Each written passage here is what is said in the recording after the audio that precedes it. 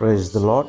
నేటి శుభవచనము, మీరు దుఃఖపడకుడి, యెహోవా యందు ఆనందించుట వలన మీరు బలమొందుదురు. నెహెమ్యా గ్రంథము 8వ అధ్యాయము 10వ వచనము. నెహెమ్యా కాలంలో ఇజ్రాయేలీయులు దేవుని ధర్మశాస్త్రాన్ని విన్నప్పుడు వారు తమ తప్పులను గురించి బాధపడ్డారు. అయితే నాయకులు వారికి చెబుతున్నారు, మీరు దుఃఖించకుండా దేవుని వైపు తిరిగి ఆయన కృపను గుర్తు చేసుకొని మీరు ఆనందించండి అని. ప్రియమైనటువంటి దేవుని బిడ్డలారా, ఈరోజు దేవుని కృపను మనము జ్ఞాపకము చేసుకోవాలి.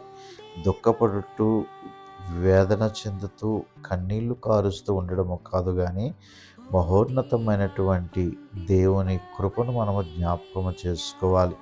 నీ కన్నీళ్ళ కంటే దేవుని కృప గొప్పది. నీ బలహీనత కంటే దేవుని బలము గొప్పది. కాబట్టి నీవు కృప అనగా అర్హత లేనటువంటి నిన్ను తన కుమారుడిగా, కుమార్తెగా ఆయన అంగీకరించి ఆయన నిన్ను తన మార్గంలో నడిపిస్తూ ఉంటున్నాడు. ఎందరికో లేనటువంటి గొప్ప ఆ రక్షణ భాగ్యాన్ని దేవుడు నీకు అందించి ఉన్నాడు. కాబట్టి దుఃఖపడకండి.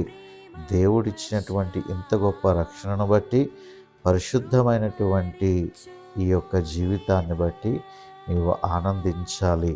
God bless you. దేవుడు మిమ్మల్ని దీవించును గాక. ఆమేన్.